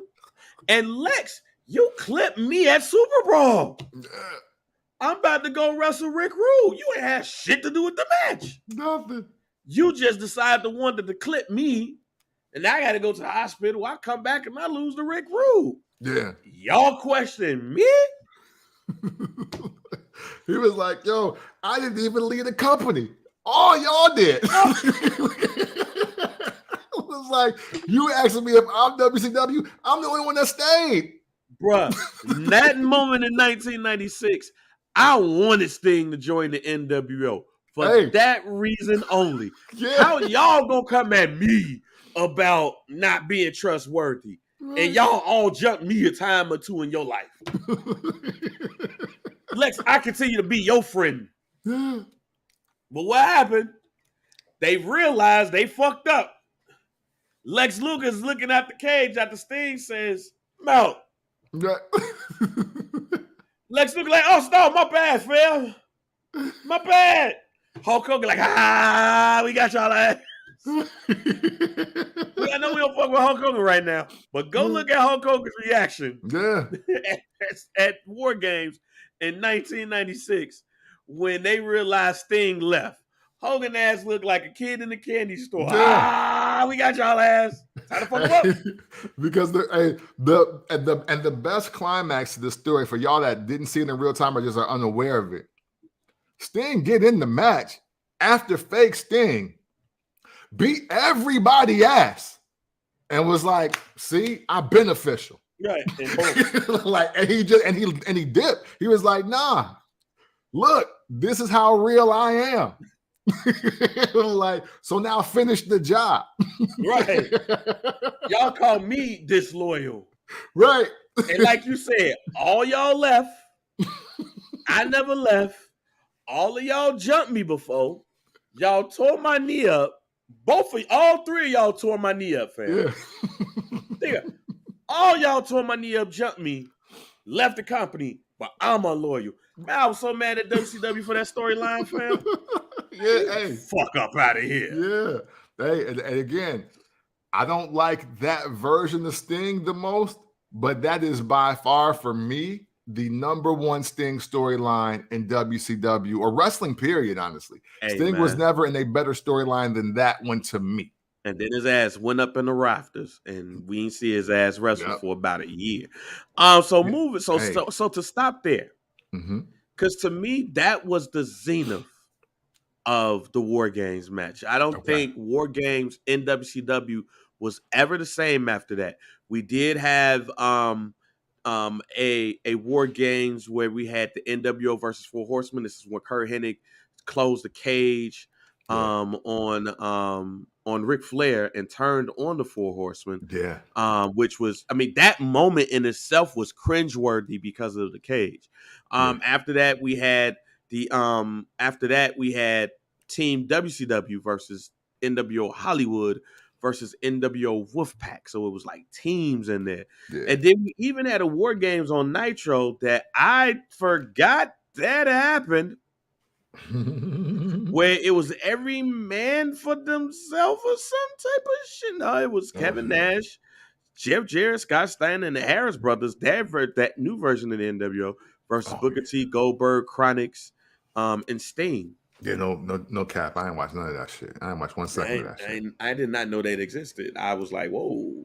But what I do want to say, Bang, real quick, because that second NWO versus War Games versus the Four Horsemen, for me, I don't know where y'all sit on where you end the NWO and where you stop caring about them. But for me, what Kurt Hennig did that day made him the last member that mattered in the NWO. Man. So I fuck with that match because, okay, we not done with people making a difference in the NWO. That's how I felt after that. I was like, oh, shit. He infiltrated the fucking Four Horsemen and beat all their ass and held the NWO. And then he would go on to Perfect Plex the Giant. Oh yeah, we lit, man. I love that for Kurt Hennig because obviously Mr. Perfect fan, obviously, but the NWO was beginning to get out of hand, but Kurt Hennig made himself matter in a faction that had clearly gone off the rails already. Yeah. And you can tell by what they do next year. Like, you can tell. But shit, even the people they wrestle, they Buff Bagwell, Kevin Nash, Six, and Conan. It's like, yo, those are the last guys that matter. And Kurt Hennig was like, yes, so do I. Yeah.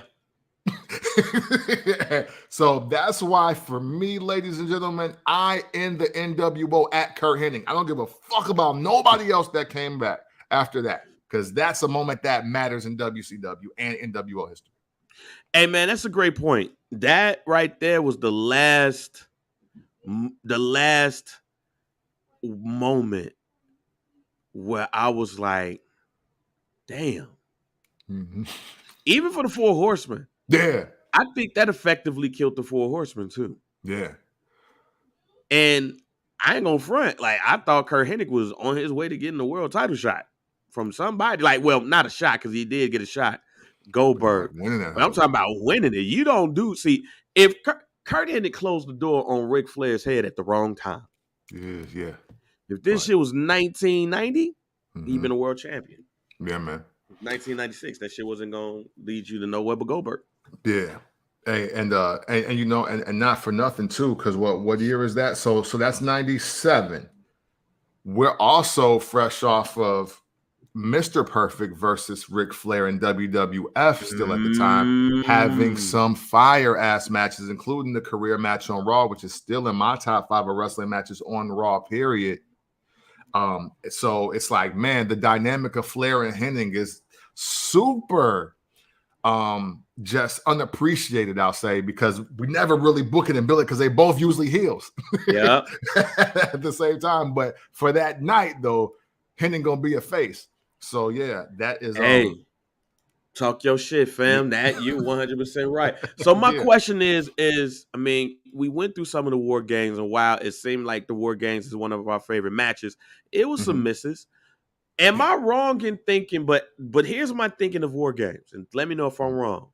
That this is a match where no matter if it was a hit or miss at no matter if it was a hit or miss, it was still a match that you had to watch and you enjoyed and paid attention to. Facts. No, ultra facts. Super facts. Yeah. Again, 2 rings, 1 cage, but it looked like the fence in the projects. That's why I watched it. I ain't even gonna front on you. Like that's literally why. Like, yo, this look like like yo, like the crib, man. Yeah. So yeah, no, I mean, visuals and those and certain aesthetics are everything to me for wrestling. Hey, this is why we don't go in droves to fucking University of Michigan to watch the collegiate wrestlers. You know what I'm saying? Like the optics aren't like a war games. It's like, oh wow, we got 2 rings and this big ass cage around this motherfucker. It's a lid on that hole, so you can't just climb out and get over it. Somebody gotta get their ass beat for the match to be over. Like it's like this is the concept of war games, in my view, is perfect. Yeah. I know what they tried to do with the Elimination Chamber, but let me just preface all of you, or let me buffer all of you, or give you a heads up, if you will, for everybody that loves the Elimination Chamber and everything it stands for and does. I want to be clear when I tell you that ain't fucking war games, though. No, it's not. And I ain't even, and I know y'all seen, I seen war games at NXT. No. You need to watch the WCW war games matches to really get a grasp of how phenomenal the concept and the storytelling and the match itself that war games is. And the blood. You know what I'm saying? It's something about being the originator and the creator, and and look, and I'll be fair, Dusty Rhodes and I don't think the top 3 war games matches either. Hell no. I don't think he's in the top 3. So even that, just the concept of what WCW did with it, it's a different animal. So I am very curious, because Triple H, hey, Terrorizing was a WCW guy, and he probably wanted to be in war games as Terrorizing. That might be why he even picked his name to be such. Who knows? However, I do trust Triple H because he older than us and he wanted to be in the match, and he was that close. He was that close, but he got a call from his buddy in Stanford. So I'm trying not to have too high of expectations, Bang, but I'm expecting war games to be back.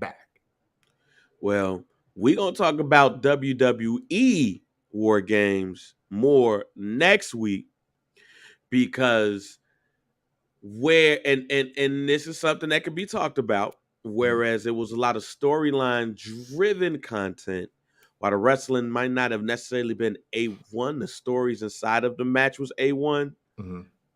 Where in NXT we may get a taste of what we may see on the main roster, because the storytelling and the matches may have matched when Triple H got a hold to it. All right, so we're going to get into that next week, though, because in 2 weeks, Survivor Series War Games takes place, a premium live event, ladies and gentlemen.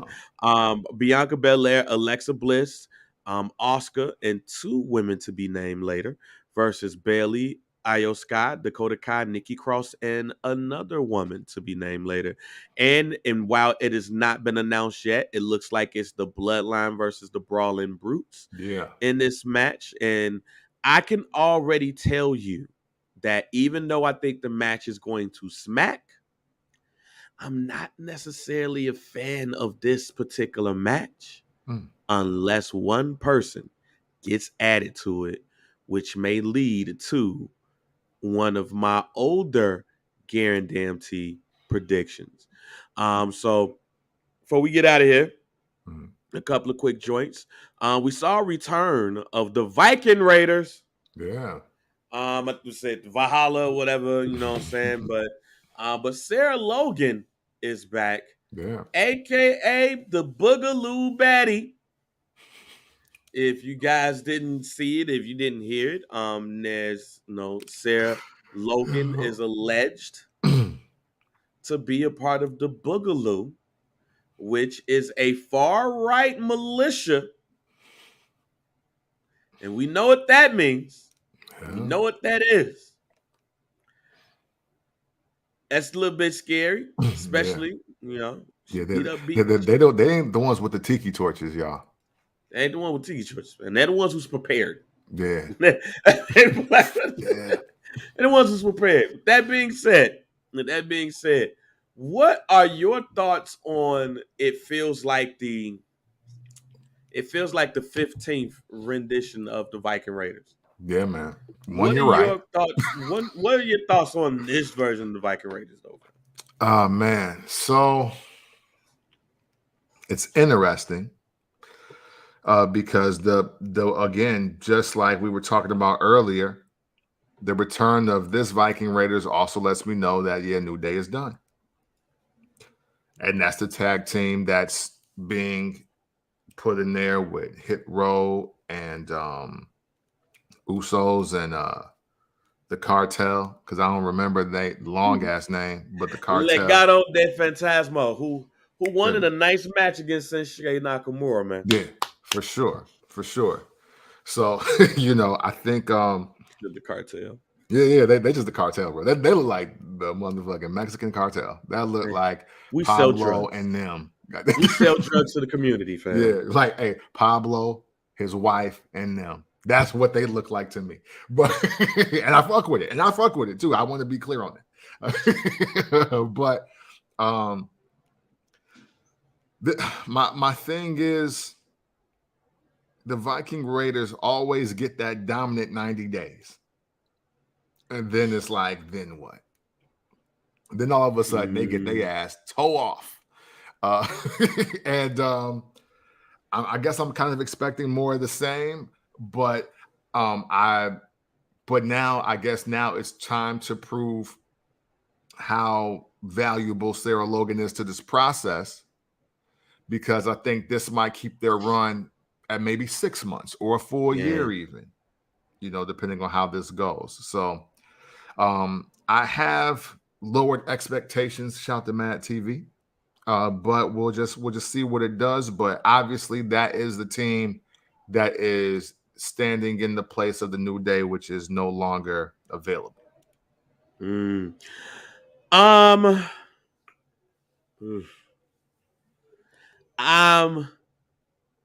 It don't mean anything if it's only one tag team championship and you only really spotlighting one tag team. Like, do we really expect the Viking Raiders and the Usos to go at it? Nah.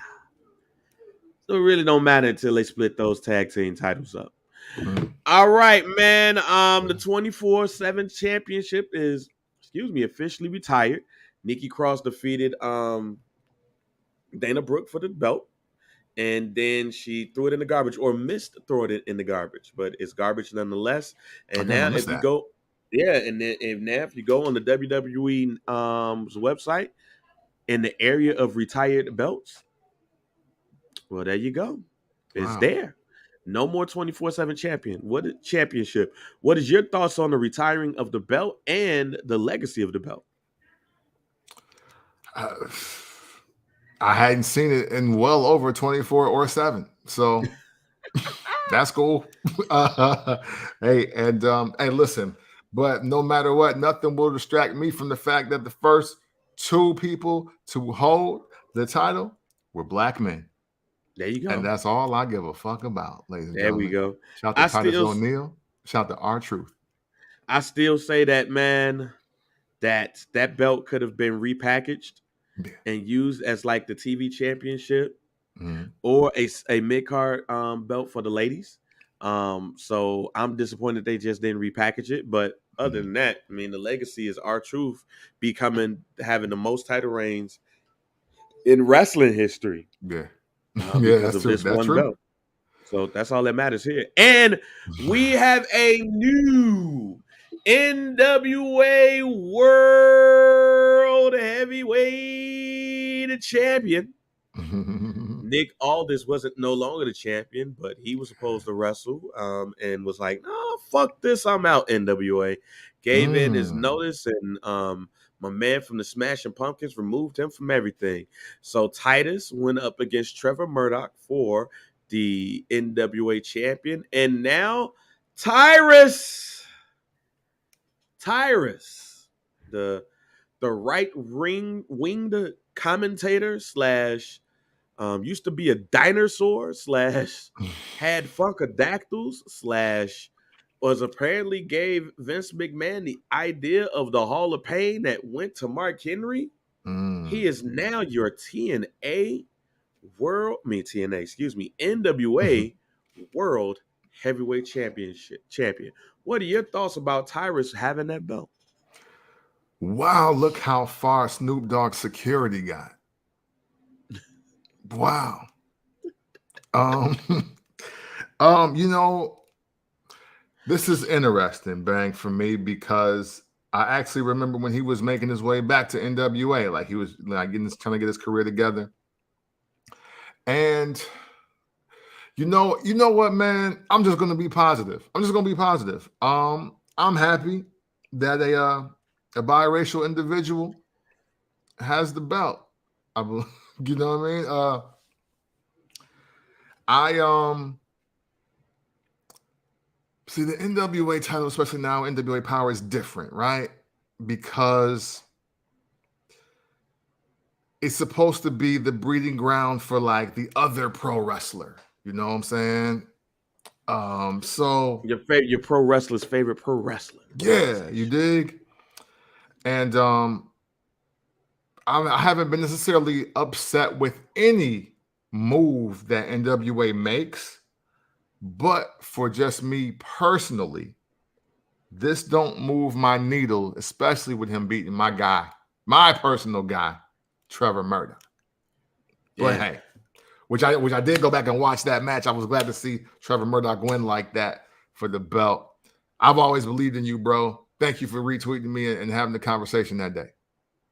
Yeah.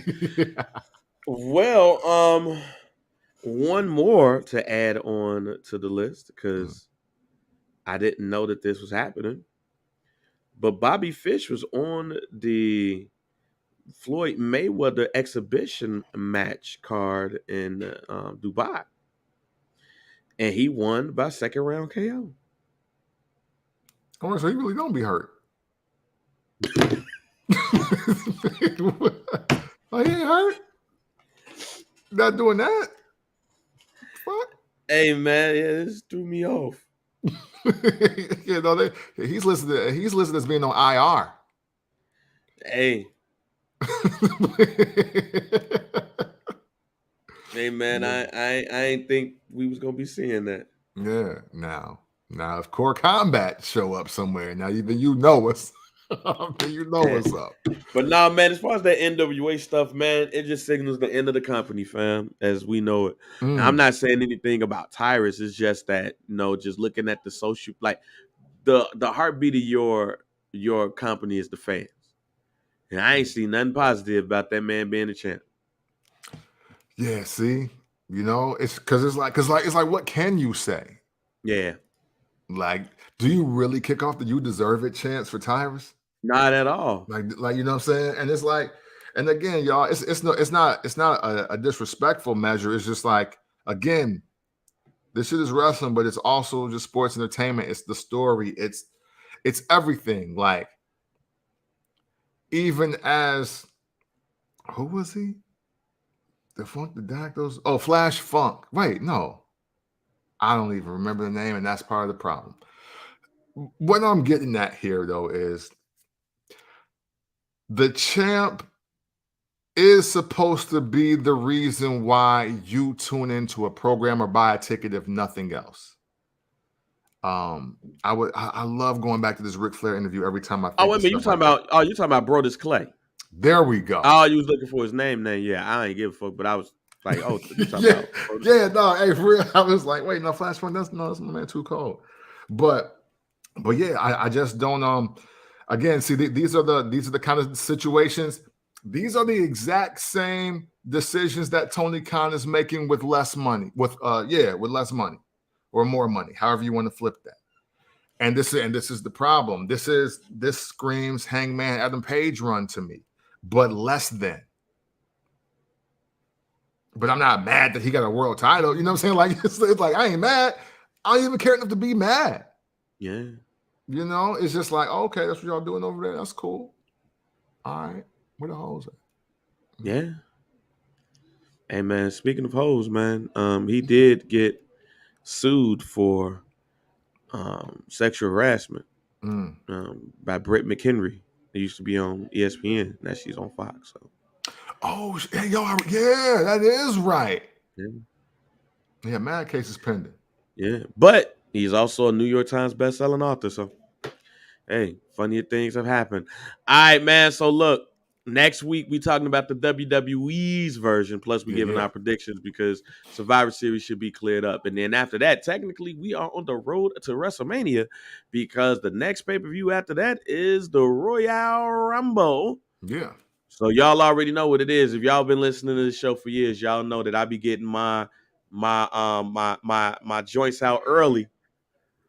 I be getting my joints out early about who possibly could win.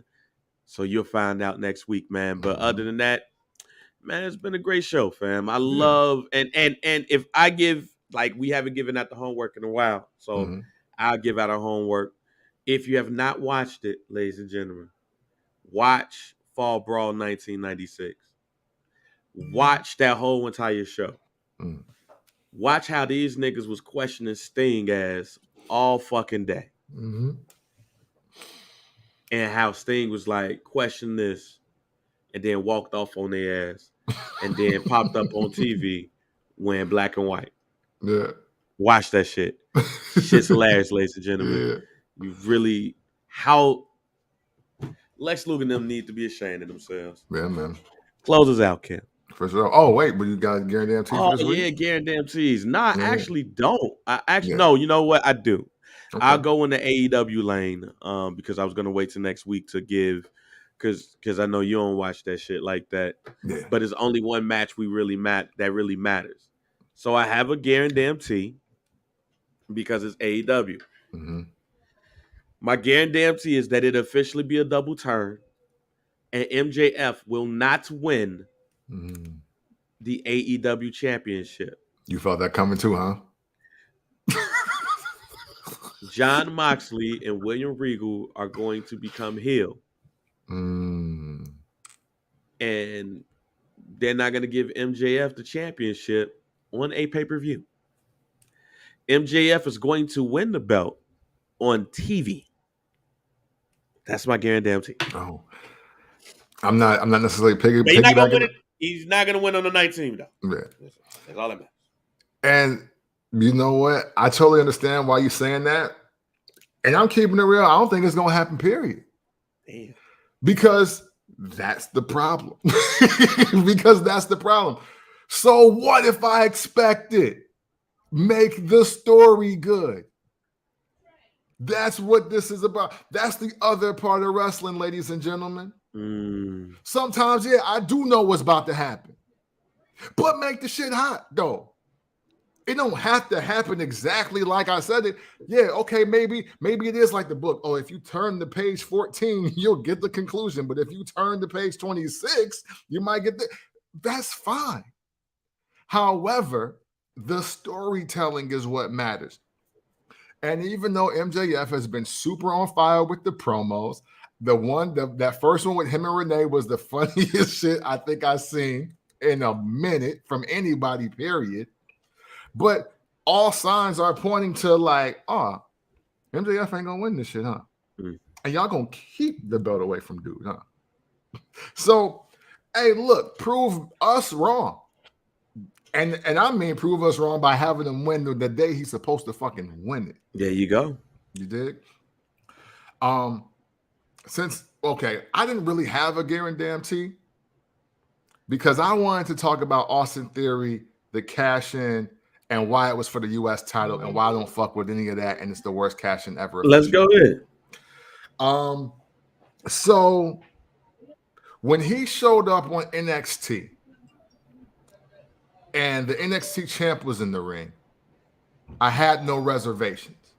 Why? Because that is the major title for a brand, and I fuck with the Money in the Bank being cashed in on a major title for a brand.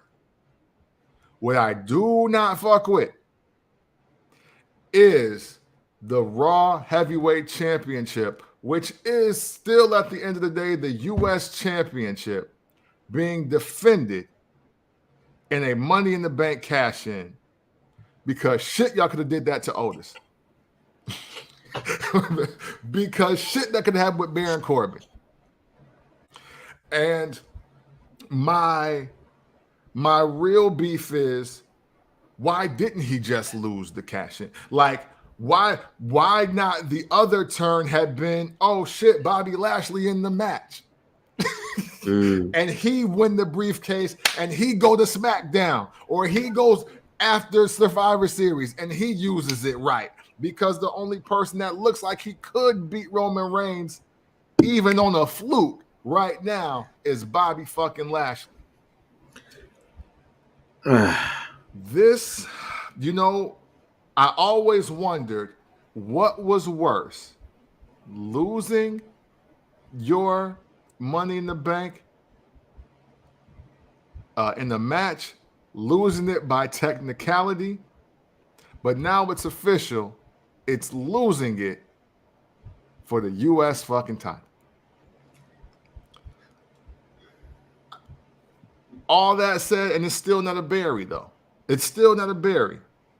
But once again, the Money in the Bank contract does not matter, but they're trying to make it the either 5th or 6th premium live event. And they need to figure something out. And again, circling back to what I just said about AEW, I don't care, Bang. I don't care if the next Money in the Bank match is Bobby Lashley, Seth Rollins, Drew McIntyre, Solo Sikoa, and fucking Austin Theory. Yeah. Because at least you got 5 people that look like they can be the world champ. I'll go even further and say they was better off having Bobby Lashley take the Money in the Bank off of him, and saying that if he wins, it resets the year. He has to cash in. So many different things. Adam Pearce could have walked his happy ass out there. Look, I fear for my life. Look, this is what we're going to do. Bobby Lashley got 365 days, bro. It's like, this shit ain't over in August. he got till next November to cash in. Look, I can't do nothing about that. You feel a way about it, go take it from him. Go take your fucking briefcase, homie. Go. There you go. You hit the nail on the head on that one. Yeah. Just make it a reset. Yeah. So that's what I got. Yeah, so man, I guarantee that we're gonna stop giving a fuck about this Money in the Bank if they don't do something quick. How about that? Yeah. That's it. Last time we cared about the Money in the Bank was when Big E had it. Man, Black champs, baby. Black champs forever. You dig? Hey man, thank y'all. Thank y'all for tuning in and checking out the show. We really appreciate the banter every day, the conversation, likes, comments, shares, tags, hypothesis, theory, question. Not Austin Theory though, but he's okay. He's better than 5-0 Goals Wrestling, and that's all that really matters. All right. Obviously, we could do this show without y'all, but having you along for the ride makes it that much sweeter. And we definitely do appreciate each and every one of you, no matter when you tune in to what we do here. So always remember, if you ever want to talk about wrestling in an unconventional way, You do so by checking out the First Black Champ podcast. Champ. Bang. We are out. Fuck Johnny Wrestling.